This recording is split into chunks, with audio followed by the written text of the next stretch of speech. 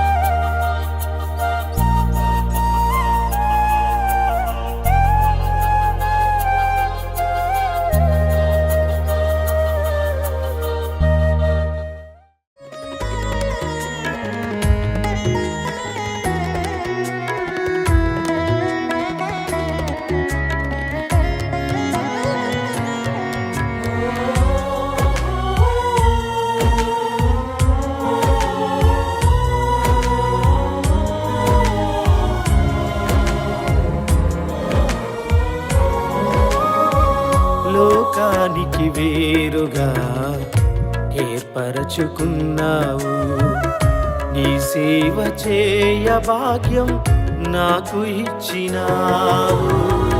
లోకానికి వేరుగా ఏర్పరచుకున్నావు, నీ సేవ చేయ భాగ్యం నాకు ఇచ్చినావు.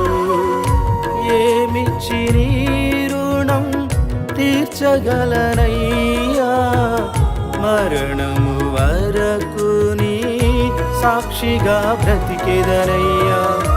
ఏమిచ్చి నీ రుణం తీర్చగలనయ్యా, మరణము వరకు నీ సాక్షిగా బ్రతికెదనయ్యా.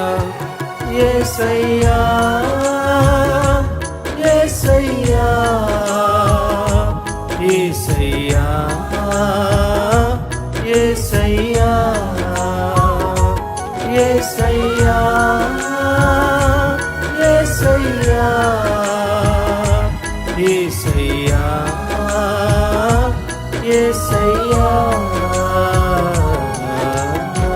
పనికిరాని నన్ను వెలిగించావయ్యా, మండుచున్న అగ్నివాలే నన్ను చేసావయ్యా.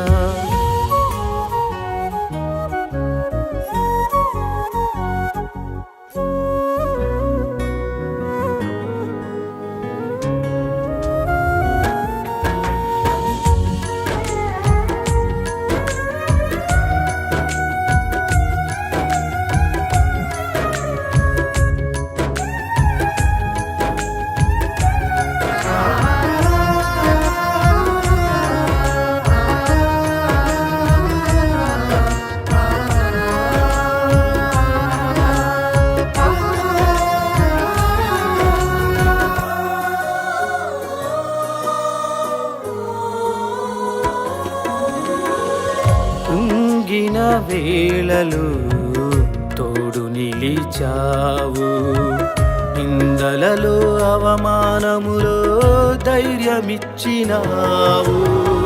కుంగిన వేళలు తోడు నిలిచావు, నిందలలో అవమానములో ధైర్యమిచ్చినావు. ఏమిచ్చి నీ రుణం తీర్చగలనయ్యా, మరణము వరకు నీ సాక్షిగా బ్రతికెదనయ్యా. ఏమిచ్చి నీ రుణం తీర్చగలనయ్యా, మరణము వరకు నీ సాక్షిగా బ్రతికెదనయ్యా. యేసయ్యా యేసయ్యా యేసయ్యా యేసయ్యా యేసయ్యా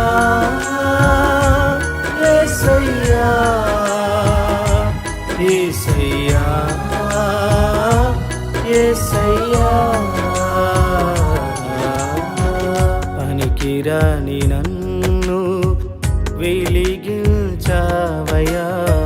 మండుచున్న అగ్నివాలే నన్ను చేసావయ్యా.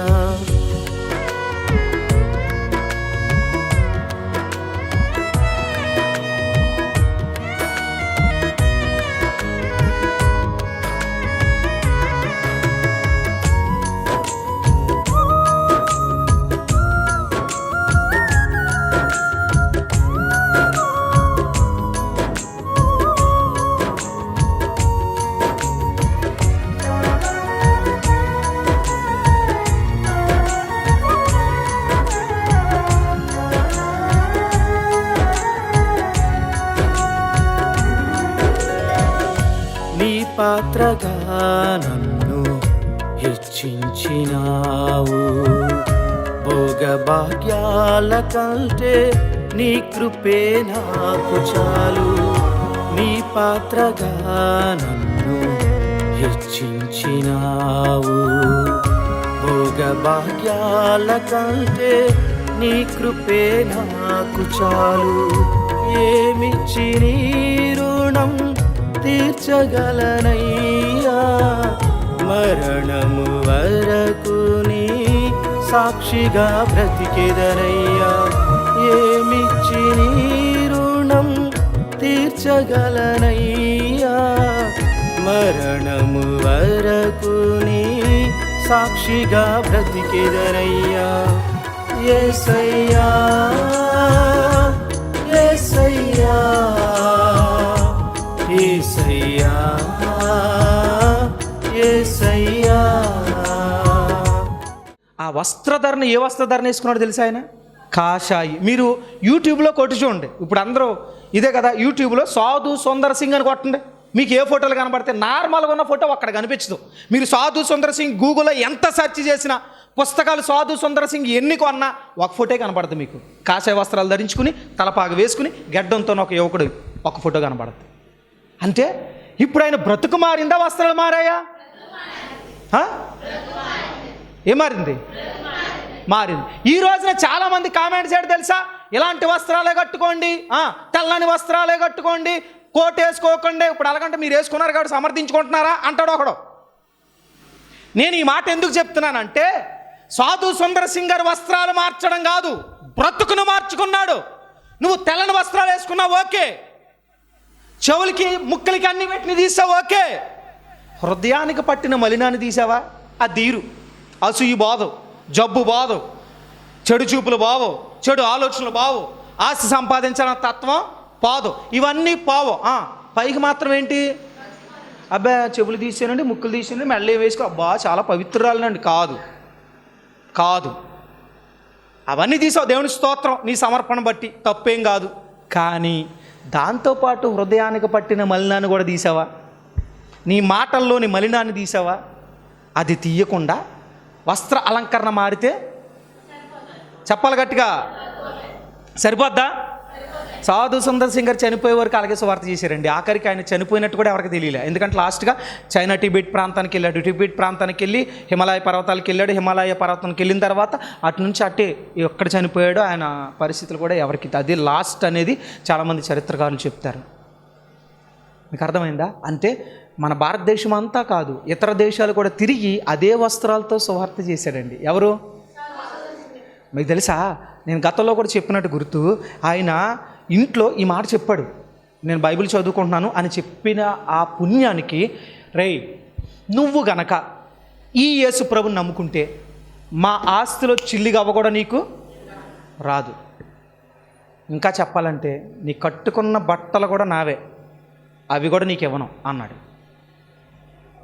సరే ఈయన ప్రార్థన చేసుకున్నాడు. ప్రార్థన చేసిన తర్వాత పొలాలకి వెళ్ళాడు. పొలాలకి వెళ్ళి ప్రార్థన చేసుకుని తన వస్త్రాలు తీసేసి ఈ ఏమాకులు అంటారు, అవి తమలపాకులు ఉంటాయి కదండి, తమలపాకులు లాంటివి కచ్చడం కింద కట్టుకుని ఆ కచ్చడాలు ధరించుకుని వస్త్రాలు కూడా తండ్రి పాదాల దగ్గర పెట్టేసి బయటకు వచ్చాడండి. ఆయన వస్త్రాలు బయటకు వచ్చాడు. కొట్టన చెప్పట్లేదు, ఆయన సమర్పణది. ఎవరిది? ఇప్పుడు చెప్పండి, రై నా ఆస్తిలో సిల్లుగా అవ్వకూడదు ఏమన్నా అంటే, అమ్మ ఆస్తి దేవుడు లేకపోయినా పర్లేదు, మందిరం కొన్ని రోజులు మానేస్తాను, ఆస్తి లేకపోతే ఎలా బ్రతుకుతానమ్మా అంటారనరా? మార్పు అంటే అది. నీ ఫ్యాక్టరీలు నాకొద్దు, నీ ఆస్తి నాకొద్దు, ఆఖరి నా వస్త్రాలు కూడా, నువ్వు ఇచ్చిన వస్త్రాలు కూడా నాకొద్దు అని చెప్పి అక్కడ నుంచి ఆ ప్రాంతం నుంచి వెళ్ళిపోయాడండి ఆయన. వెళ్ళిపోయి వేరే ప్రాంతానికి వెళ్తే అక్కడ ఆ ప్రాంతం పంజాబ్ ప్రాంతం నుంచి, అప్పట్లో పాకిస్తాను ఇండియా కలిసి ఉండేవి. కలిసి ఉన్న సమయంలో పంజాబ్ మన ఇండియాలో ఉండేది. అంటే ఇప్పుడు కూడా పంజాబ్ ఉంది, కానీ కొంత ప్రాంతం పాకిస్తాన్లోకి వెళ్ళిపోయింది. అయితే ఇప్పుడు ఆయన చెప్పిన ప్రాంతం కూడా పాకిస్తాన్. అలాంటి సిచ్యువేషన్లో ఆ ప్రాంతాన్ని చుట్టుపక్కల గ్రామానికి వెళ్ళి ఆయన సువార్త చేస్తుంటే ఒక చోట సువార్త విన్న ఒక ఆయన ఇంటికి చేర్చుకుని కాషాయ వస్త్రాలు ఇచ్చాడు. ఎంతకనే అప్పటి నుంచి ఇంకా ఆయన కాషాయ వస్త్రాలు ధరించాడు. ఎందుకంటే ఆయన ఒకటే అనుకున్నాడట, నేను బయటకు వచ్చిన తర్వాత ఈ వస్త్రాలు ఎవరిచ్చారు? ఎవరిచ్చినట్టు? గట్టిగా, దేవుడే ఇచ్చాడు. కాబట్టి నేను చచ్చే వరకు వస్త్రాలు కట్టుకుంటాను, ఇంకే వస్త్రాలు కట్టుకోవాలి, చచ్చే వరకు అదే రంగు అదే వస్త్రాలు. ఇంకెప్పుడు నాకు అనుకుంటాను అసలు బోరే కొట్టి ఉండదు ఆయనకి. మీరు చెప్పాలా? స్త్రీలు అయితే ఇప్పుడు మేము 2-3 రోజులైనా షర్ట్ వేసుకోగలం.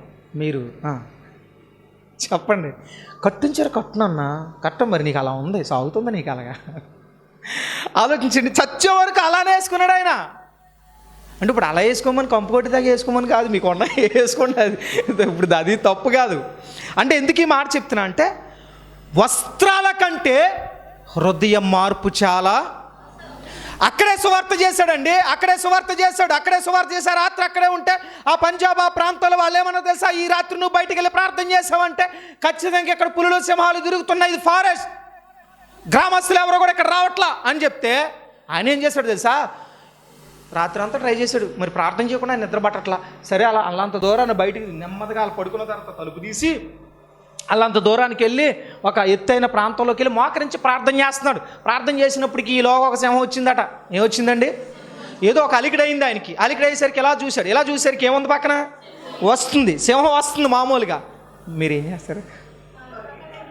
అమ్మ బాబోయ్, ఆయన ముందే చెప్పాడు బయటికి వెళ్తే కష్టమని, తీరా వచ్చేసానేంట్రా బాబు అని మెల్లగా అక్కడి నుంచి మామూలుగా అది పీటీ ఉషా కంటే వేగంగా పరిగెడతాను, హుసేన్ బోల్ట్ కంటే కూడా వేగంగా పరిగెడతారు మీలో చాలామంది. అత్యంత ఫాస్టెస్ట్ అథ్లెట్ ఎవరంటే హుసేన్ బోల్ట్. ఆ వేగాన్ని కూడా మీరు దాటేస్తారు ఆ దెబ్బకి. కానీ విచిత్రం ఏంటి చెప్పనా, ఆయన అలాగే మోకరించి ప్రార్థన చేసుకుంటున్నాడు. ఏదైతే దావనే ఎలాగ తెగించి బయటకు వచ్చాను, దేవుని కొరకు ఏదైనా పర్లా అని మోకరించి ప్రార్థన చేసుకుంటుంటే విచిత్రం ఏంటి తెలుసా, ఆ సింహం వచ్చింది. ఇది నిజంగా జరిగిన సంఘటన. మీరు యూట్యూబ్లో కొట్టవచ్చు, లేదా సాధు సుందర సింగ్ గారి పుస్తకాన్ని డౌన్లోడ్ చేసుకోవచ్చు, లేదా పుస్తకాలు కొన్ని బైబిల్ సెంటర్స్లో సాధు సుందర సింగ్ గారి చరిత్ర పుస్తకాలు మీరు కొనవచ్చు. నేను పుక్కిటి పురాణాలు చెప్పట్లే, ఇది లైవ్ వెళ్తుంది, టీవీ వర్తమానానికి వెళ్తుంది. మీరు అందరూ కూడా చదువుకున్న వాళ్ళు చాలామంది ఉన్నారు, యూట్యూబ్ వాడేవాళ్ళు కూడా ఉన్నారు. సో ఈ రోజులో అబద్ధాలు చెప్పడానికి చాయిస్ లేదు, క్రైస్తవ్యాన్ని పెంచడానికి. అర్థమవుతుందా? సో విషయం ఏంటనంటే, ఆ చుట్టూ తిరిగి ఆయన ప్రార్థన చేసుకుంటున్నాడు. ఆయన అలా చేసి మళ్ళీ వెనక్కి వచ్చి అలా పడుకుందట. అది ఎలా పడుకుందంటే, ఆయన మోకరిస్తాడు కదండి, ఆయన మోకరించిన ప్రదేశంలో ఆయన వెనక్కి బెండ్ అవ్వకుండా, నడుము లాక్కుండా ఒక సపోర్టివ్గా మీకు అర్థమైందా ఏ యాంగిల్లో? ఆయన మోకాళ్ళు వేశాడు, ఆయన సపోర్టివ్గా వెనకాల ఇలా తల పెట్టుకుని అలా చూస్తుంది. అది సరే 4-5 అవుతుంది. తెల్లవారు రైతులు పాలు తీసుకోవడానికి వెళ్తారు కదండి, పాలు తీయడానికి కొంతమంది రైతులు బయటకు వస్తున్నారు. బయటకు వచ్చిన సందర్భంలో దూరం నుంచి చూస్తున్నారు, దూరం చేసి ఇది బొమ్మ నిజం సింహమా అని ఆలోచిస్తున్నారు. వాళ్ళు అరే సింహరా, ఈ కుర్రోడు రాత్రి వచ్చిన కుర్రోడు కదా, పాప మనందరికీ యేసుప్రభు గురించి చెప్పినట్టున్నాడు కదా, ఈయన చంపేస్తుందేమోరా అని చెప్పి వాళ్ళు జాలిపడి ఊళ్ళోకి వెళ్ళి కత్తులు కరాటలు మొత్తం గొడ్డల్లో అన్నీ పట్టుకుని రెడీ అయిపోయారు. ఏం చేయడానికి? సింహాన్ని చంపేసి ఈయన్నేదో రక్షిద్దాం అన్నట్టుగా. విచిత్రం ఏంటంటే, వాళ్ళందరూ అవి పట్టుకుని వచ్చారు. ఒక్కసారిగా అలా అందంటది. రక్షించడానికి వచ్చిన వాళ్ళు అందరూ ఎక్కడ ఆగిపోయారు తెలుసా? కిలోమీటర్ దూరంలో ఆగిపోయారు. అమ్మ బాబు ఎందుకు వచ్చినాడు, ఈయన రక్షిద్దామంటే మన ప్రాణాలు గాల్లో కలిసిపోతాయి అని భయం వేసింది వాళ్ళకి. దూరం నుంచి వస్తున్నారు, ఏం జరుగుద్దా అని చూస్తుంటే విచిత్రం ఏంటి తెలుసా, ఆయన మోకరించున్నాడు కదా, ఆ సింహం లేచేసరికి ఎలా ఉంటారు, సగం మంది పారిపోయారు, సగం మంది కొంచెం వెనక్కి వెళ్ళి అలా చూస్తున్నారు. అంతే కదండి. ఇప్పుడు మీ పాము వచ్చిందంటే మీలో కొంతమంది ఇక్కడ ఉంటారా, కొంతమంది అక్కడికి వెళ్ళి ఏం జరుగుతుందంట ఈ బ్యాచే ఎక్కువ ఉంటారు. నిజమా కాదా? కదా, సగం మంది అలా వెళ్ళిపోయారు, చూసేసరికి ఇది లేచింది, ఆయన చుట్టూ తిరుగుతుందట. ఎవరి చుట్టూ? సాధు సుందర్ సింగ్ గారి చుట్టూ తిరిగి అలా స్మెల్ చూసి అక్కడి నుంచి ఆయన అలా ప్రేమతో కుక్కలు నాకుతాయి కదండి, సాధారణ కుక్కలు ఎవరు నాకుతాయి, ప్రేమతో పెంచుకున్న వాళ్ళని నాకుతాయి కదా, మా జిమ్మి ఉండేది అలాగా. ఇప్పుడు ఇచ్చేసాము. అలాగా ప్రేమతో అలా నాకి అక్కడి నుంచి కామ్గా వెళ్ళిపోయిందంటండి. వెళ్ళిపోయేసరికి ఆయన కామ్గా ప్రార్థన చేసుకున్నాడు. లేచి వచ్చేసరికి వెంటనే ఆ ప్రాంతంలో ఉన్న వాళ్ళందరూ ఆయనకు వచ్చి నమస్కారం పెట్టి ఒక మాట అన్నారంట, అయ్యా రాత్రి సువార్త చెప్పావు, మేము చాలా హేళనగా మాట్లాడాం, కానీ మాకు అర్థమైంది నువ్వు సాక్షాత్తు ఆ దేవుని స్వరూపమయ్యా అని. ఆ గ్రామం రక్షించబడిందట. ఇప్పుడు వాళ్ళు వేసుకున్న దుస్తులు చూసారా? సుందర్ సింగ్ గారు దుస్తులు చూసారా? ఆయనలో ఉన్న ప్రవర్తన చూసారా? ఆయనలో ఉన్న దేవుణ్ణి చూసారా? ఆయనలో ఉన్న దేవుణ్ణి చూశారు, ఆయనలో ఉన్న మార్పును చూశారు. ప్రభు ఉంటే ఇలా ఉంటుందా? ప్రభు జీవితంలో ఉంటే ఇలా ఉంటుందా? సింహము కూడా ఏం చేయకుండా వెళ్ళిపోయిందని దానియేలు గురించి బైబిల్లో మాత్రమే చదివాం, కానీ సాధు సుందర్ సింగ్ గారి గురించి కల్లారా మేము చూసామయ్యా, నువ్వేంటో నీ గొప్పతనం ఏంటో అని చెప్పి గ్రామం మార్చబడింది. ఎవరిని బట్టి? ఇప్పుడు చూడండి, ఇప్పుడు ఆయన ఏ బట్టలు వేసుకున్నాడు అని చూసారా? ఆయన ప్రవర్తన చూశారు. ఆయనకు దేవుడు చేస్తున్న ఆశ్చర్యకరమైన సహాయాన్ని చూశారు. అలాగే సమరయ స్త్రీలో ఆ మార్పును చూశారు. ఆమె మాటల్లో ఉన్న ఆత్మీయత వాళ్ళందరికీ అర్థమైంది. రాత్రి ఈ మాటలు వింటున్నప్పుడు దావీదు మాట శత్రువైన ఐగుప్తుని ఏం చేసింది? మార్చింది. యేసయ్య మాట సమరయ స్త్రీని ఏం చేసింది? సమరయ స్త్రీ మాట పట్టణాన్ని ఏం చేసింది? ఈ రాత్రి మాటలు వింటున్నప్పుడు మరి నీ మాట, నువ్వు ఉన్న ప్రాంతాన్ని మార్చాలా, నీ చుట్టుపక్కల వాళ్ళని మార్చాలా. మారట్లేదంటే అర్థం ఏంటంటే ముందు ఆ మార్పు ఎవరిలో రావాలా? గుర్తుపెట్టుకోండి, మనం మారాము అని అంటే మాటలో కాదు. మాటలో నేను క్రైస్తవుణ్ణి అని చెప్పుకుంటే కుదరదు. దేంట్లో రావాలా? చేతలో. ఈ రాత్రి మాటలు వింటున్నప్పుడు దావీదుకి ఎందుకు ఆశ్చర్యకరమైన సహాయం వచ్చింది? హోప్ లేని సమయంలో, అసలు సహాయం దొరుకుద్దా అని భయపడుతున్న సందర్భంలో ఒక శత్రువుకి వాళ్ళు చేసిన సహాయము దావీదు మాట. విచిత్రం తెలుసా? ఆడ అంత సిచ్యువేషన్లో ఉన్నా ఎంత ప్రేమగా మాట్లాడింది, నాయన నువ్వు ఎక్కడ వాడువయ్యా, ఎందుకు ఇక్కడ ఉన్నావు, ఎందుకు పడిపోయావు అని చెప్పి ముందు అడగలే. ముందు క్రియలు అంటే ఏంటి? ముందు భోజనం పెట్టాడు, తర్వాత ఏం చేశాడు? దాహానికి ఇచ్చాడు, తర్వాత అడిగాడు, తర్వాత ఆ మాట అనిపించింది, నా యజమాని, నా మేలు పొందుకున్న యజమాని నన్ను వదిలేసి వెళ్ళిపోయాడు, సంబంధం లేని ఒక వ్యక్తి నాకు ఏం చేశాడు? సహాయం చేశాడు. కాబట్టి ఖచ్చితంగా ఈయన ఆత్మీయుడు, ఈయన దేవుడు గొప్పోడు, కాబట్టి నేను ఎవరి పక్షాన ఉంటా అంటే దావీదు ప్రవర్తన, దావీదు మాట ఒక శత్రువును కూడా ఏం చేసిందండి? ఏం చేసింది? సమరయ స్త్రీ మాట పట్టణాన్ని ఏం చేసింది? సాధు సుందర్ సింగ్ ప్రవర్తన ఆ గ్రామాన్ని ఏం చేసింది అంటే రక్షణలోనికి. ఈ రాత్రి మాటలు వింటున్నప్పుడు మన మాట, మన ప్రవర్తన ఎవరినైనా మారుస్తుందా?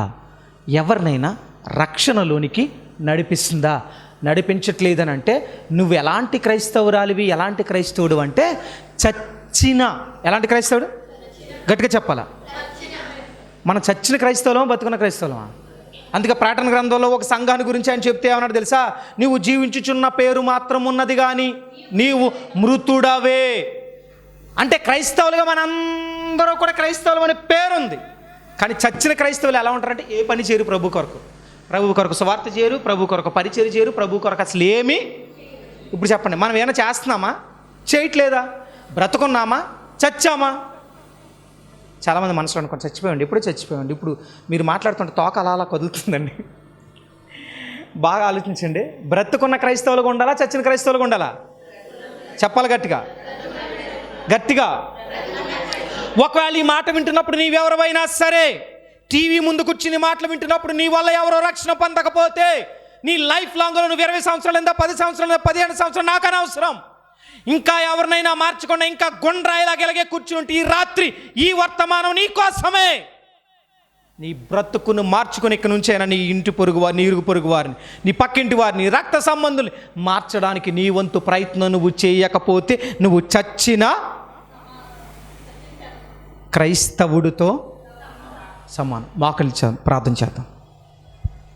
మోకరిద్దాం, ప్రార్థన చేద్దాం. ఒక్క నిమిషం మోకరించి, దేవా ఒక సమరీ స్త్రీ మారితే పట్టణాన్ని రక్షించింది. ఒక జక్కయ్య మారితే ఆ యెరికో పట్టణానికి ఆదర్శమయ్యాడు. ఒక దావీదు ప్రభు కొరకు బ్రతికితే తన ప్రవర్తన మాట ద్వారా శత్రువైన ఒక ఐగుప్తుని మార్చేశాడు. ఒక సాధు సుందర్ సింగ్ మారితే కట్టుబట్టలతో బయటకు వస్తే ఒక గ్రామాన్ని తన ప్రవర్తన ద్వారా మార్చేశాడు. ఈ రాత్రి మాటలు వింటున్నప్పుడు యేసయ్యా, దేవా, ఎవరిని మార్చలేకపోయినాయా. రక్షణ పొంది చాలా కాలమైందయ్యా, రక్షించబడి చాలా కాలమైందయ్యా, కానీ ఎవరికి స్వార్థ చెప్పలేకపోతున్నాను, ఎవరి గురించి టైం స్పెండ్ చేయలేకపోతున్నాను. ఈ రాత్రి మాటలు వింటున్నప్పుడు దావీదు మాట ఒక శత్రువుని మార్చింది. యేసయ్య మాట ఒక వ్యభిచారిని మార్చింది. ఒక వ్యభిచారి మాట ఒక పట్టణాన్ని మార్చింది. ఈ రాత్రి యేసయ్య మాట నిన్ను మార్చింది నిజమైతే, యేసయ్య నీ బ్రతుకును మార్చింది నిజమే అయితే, ఒకప్పుడు నీ స్థితిగతులు మార్చింది నిజమే అయితే, ఈ రాత్రి నీ ప్రవర్తన నీ మాట ఎంతమందిని మార్చాలి? మార్చకుండా ఇప్పుడు వరకు అలానే చచ్చిన క్రైస్తవురాలుగా బ్రతికేస్తున్నావా? సాధు సుందర్ సింగ్ తన ఆసుపాస్తులు వదులుకుని కట్టు బట్టలు కూడా వదిలిపెట్టి కచ్చడపు ఆకులు తయారు చేసుకుని బయటకు వచ్చి సువార్త చేయగలిగితే, చక్కని వస్త్రాలు ఉన్నాయి, తినడానికి ఆహారం ఉంది, కట్టుకోవడానికి బట్టలు ఉన్నాయి, అన్నీ ఉన్నాయి, కానీ ప్రభు కొరకు బ్రతికే విషయంలో ఎక్కడ దిగజారిపోతున్నాం? ప్రభు పరిచర్య కొరకైనా భారం లేకుండా, ప్రభు సువార్త కొరకైనా భారం లేకుండా ఇంకా అలాగే బ్రతికేస్తున్నామా? ఈ రాత్రి పరిశుద్ధాత్మ దేవుడు సూటిగా నీతో మాట్లాడుతున్నది నిజమే అయితే, ఈ మాట నీ హృదయంలో పడవబడిన మాట నిజమే అయితే, దేవా, ఈ రాత్రైనా నా బ్రతుకును మార్చుకోవడానికి ఇష్టపడుతున్నానయ్యా, నా స్థితిగతులు మార్చుకోవడానికి ఇష్టపడుతున్నానయ్యా. ఒక వ్యభిచారికి అంత భారం కలిగితే, దేవా, పరలోకపు సింహాసనాన్ని విడిచిపెట్టి ఒక్క ఆమె కోసం నువ్వు సుకార్ అనే గ్రామంలో ఒక సమరయ స్త్రీ దగ్గరికి మిట్ట మధ్యాహ్నం వేళ కష్టపడి వెళ్ళగలిగితే, నేను ఎవరి కొరకు వెళ్తున్నానయ్యా? ఎవరి కొరకు టైం స్పెండ్ చేస్తున్నాను? ఎవరి కొరకు మార్చబడుతున్నాను? ఎవరిని మార్చడానికి ప్రయత్నం చేస్తున్నాను? లేదే, నా స్వార్థం, నేను, నా ఇల్లు, నా కుటుంబం, నా పరిస్థితి, ఇవే చచ్చిన క్రైస్తవ్యులోనే బ్రతుకుతున్నాను. బట్ ఈ రాత్రి నన్ను దర్శించింది నీ వాక్యం. నా హృదయాన్ని మార్చడానికి సంకల్పం చేసుకున్నాను ప్రభా. ఈ రాత్రి ఒక పచ్చి వ్యభిచారుకున్న భారం నాకు లేదు, ఒక భయంకరమైన అవినీతి పరుడుకున్న భారం నాకు లేదు. దేవా, ఈ రాత్రి నా బ్రతుకును మార్చుకుంటానయ్యా. అనేక మందికి సువార్త ప్రకటిస్తానయ్యా, అనేక మందిని వైపుకి నడిపిస్తానయ్యా. ఒక దావీదు మాట ఒక శత్రువును మార్చగలిగిందయ్యా. నా మాట ఎవరిని మార్చగలుగుతుంది? నా మాట ద్వారా ఎవరిని, నా ప్రవర్తన ద్వారా ఎవరిని మార్చగలుగుతున్నాను? ఈ రాత్రి ఈ సందేశం ద్వారా నా బ్రతుకును మార్చుకుని ఒక్క తీర్మానం నేను ఈ రాత్రి తీసుకొని ఎక్కడి నుంచి వెళ్తానయ్యా అనుకుంటే, టీవీ వర్తమానం ద్వారా ఈ మాట వింటున్నప్పుడు నువ్వు ఉన్న ప్రాంతంలో మోకరించి, అయ్యా, ఈ రోజే ఇక్కడ మోకరించి నేను ప్రార్థన చేసుకుంటున్నానయ్యా, అనేక మందిని నేను బలపరుస్తా, అనేక మందికి రక్షణ మార్గాన్ని పరిచయం చేస్తా. ఒక వ్యభిచారికున్న భారము కంటే అన్ని అవకాశాలు ఉన్న నాకు ఇంకా ఎక్కువ భారం కలిగి ఉండాలి కదా. ఈ రాత్రి ఒక తీర్మానంతో ఈ టీవీ ముందు నుంచి నేను వెళతాను ప్రభు అనుకుంటే, నువ్వు ఉన్న ప్రాంతంలో మోకాళ్ళే నీ కొరకు ఒక దైవజనుడిగానే ప్రార్థన చేస్తున్నాను. కూడి వచ్చిన వారైనా టీవీ ద్వారా చూస్తున్నాం, కూర్చుని ఒక్క నిమిషం మోకాళ్ళేయండి, హృదయాన్ని తెరవండి, చిన్న తీర్మానం చేసుకోండి. మీ కొరకు ఒక దైవజనుడిగా నేను ప్రార్థించడానికి ఇష్టపడుతున్నాను. మహాపరిశుద్ధుడైన మా ప్రియ పరలోకపు తండ్రి, మీ పరిశుద్ధ నామానికి వేలాది వందనాలు, స్తోత్రాలయ్యా. ఇదిగో తండ్రి, ఈ రాత్రి మీరు మాతో మాట్లాడిన విధానాన్ని బట్టి నీకు స్తోత్రాలు. ఇదిగో తండ్రి, దావీదు దిక్కు తోచన స్థితిలో వెళుతూ ఉన్నప్పుడు అతని ప్రవర్తన, అతను చూపించిన ప్రేమ, అతను చెప్పిన మాటలు ఒక ఐగుప్తిని మార్చేశాయి ప్రభువా. నీ మాటలు ఒక వ్యభిచారిని మార్చాయి, ఒక వ్యభిచారి మాటలు ఒక పట్టణాన్ని మార్చాయి, ఒక సిక్కు యువకుడి మాటలు ఒక గ్రామాన్ని రక్షించాయి. ఈ రాత్రి మాటలు వింటున్నప్పుడు చాలా కాలం మంది రక్షణ పొంది పేరు మార్చుకున్నాను, మందిరానికి వెళుతున్నాను, బలలో చేయి వేస్తున్నాను, నేనేదో చేస్తున్నానని భ్రమలోనే ఉన్నాను, కానీ నా వల్ల ఏం ఉపయోగం లేదయ్యా. ఎవరికి రక్షణ సువార్త గురించి చెప్పలేదయ్యా. నాకు ఎలాగైతే యేసయ్య సమరయ స్త్రీపై జాలి పడ్డాడో, నాకు పాపాత్మను చూసినప్పుడు జాలి కలగట్లేదయ్యా. మార్గంలో తప్పి తిరుగుతున్న వాళ్ళని చూసి నాకేం అనిపించట్లేదయ్యా. కానీ ఈ రాత్రి మాటలు వింటున్నప్పుడు, అయ్యో, ఒక వ్యభిచారికి అంత భారం కలిగితే, ఒక ధనవంతుడైన సిక్కు యువకుడికి అంత భారం కలిగితే, పరలోకంలో ధనవంతుడిగా బ్రతకాల్సిన నీవే విడిచిపెట్టి ఒక వ్యభిచారి కొరకు సుకార్ అనే గ్రామంలో సమరయ పట్టణానికి రాగలిగితే ఈ రాత్రి నాకున్న సిచ్యువేషన్లో ఎవరి కొరకు నేను నా పరిస్థితులను ఎదుర్కోగలుగుతున్నానయ్యా? నీ పరిచర్య కొరకు, నీ సువార్త కొరకు ఎందుకు ఎవరితో మాట్లాడలేకపోతున్నాను? ఎందుకు సిగ్గుపడుతున్నాను? వాళ్ళు ఏమనుకుంటారని ఎందుకు అవమానకరంగా అనుకుంటున్నాను?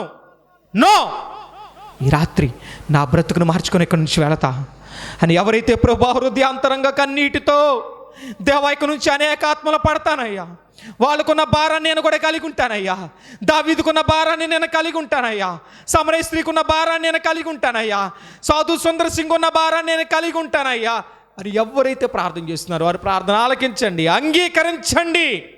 మరణం వరకు నీ రాజ్య వ్యాప్తి కొరకు ప్రయాసపడే గుంపులో వాళ్ళు ఉండునట్లుగా నీ కృప దయచేయమని వాక్య విని కూడా ఎలాగే చెప్తారు అనుకుని ఎవరైనా హృదయాన్ని కఠినతరం చేసుకుంటే కఠినమైన హృదయాన్ని కూడా బద్దలు చేసి బలమైన తీర్మానంతో ఇక్కడి నుంచి వెళ్ళడానికి సహాయం చేయమని యేసుక్రీస్తు నామములో ప్రార్థిస్తూ అడిగి వేడుకొంచున్నాం మా పరమ తండ్రి. ఆమేన్, ఆమేన్. ఈ యొక్క ఆధ్యాత్మిక కార్యక్రమంలో ఈ వాక్యం ద్వారా మీరు బలపడినట్లయితే ఈ కార్యక్రమాన్ని ప్రోత్సహించండి, బలపరచండి. అలాగే మీ సమస్యలు ఏమైనా తెలియచేయాలి అని ఆశపడితే ఈ స్క్రీన్పై స్క్రోల్ అవుతున్న నెంబర్లకు మీరు కాల్ చేయండి. అలాగే మీ ప్రార్థన అవసరాల కొరకు ప్రేయర్ చేయడానికి సేవకుడిగా నేను ఇప్పుడు సిద్ధంగా ఉన్నాను. అలాగే నా వర్తమానాలు మీ ప్రాంతాల్లో వినబడాలి అని ఆశపడితే ఎవరైనా సరే దైవ సేవకులు కానీ మరి ఎవరైనా ఈ స్క్రీన్పై కనబడుతున్న నెంబర్లకు మీరు కాల్ చేయొచ్చు అని ప్రభు పేరిట తెలియజేస్తున్నాను. అలాగే నా వర్తమానాలు మీరు ఇంకా వీక్షించాలి అని ఆశపడితే బ్రో ఎం శ్యామ్ అనే యూట్యూబ్ ఛానల్ ద్వారా కూడా నా వర్తమానాలు అనేకమైన యూట్యూబ్లో ఉన్నాయి కనుక వాటిని కూడా మీరు వీక్షించి ప్రభు యొక్క దీవెనలు పొందుకోవాలని, ఆధ్యాత్మికంగా బలపడాలని ప్రభు పక్షాన తెలియచేస్తున్నాను. ఈ దీన సేవకుడి కొరకు, ఈ దీన పరిచర్య కొరకు మీ యొక్క అనుదిన ప్రార్థనలో జ్ఞాపకం చేసుకోవాలని ప్రభు పేరిట మీ అందరినీ కూడా తెలియచేస్తున్నాం. God bless you, God bless you all. దేవుడు మిమ్మల్ని దీవించునుగాక. ఆమేన్. మా అడ్రస్ బేతేలు ప్రార్థనా మందిరం, ఇందిరా కాలనీ, జీడిపిక్కల ఫ్యాక్టరీ ఎదురుగా, దొండపూడి రోడ్, గోపాలపురం.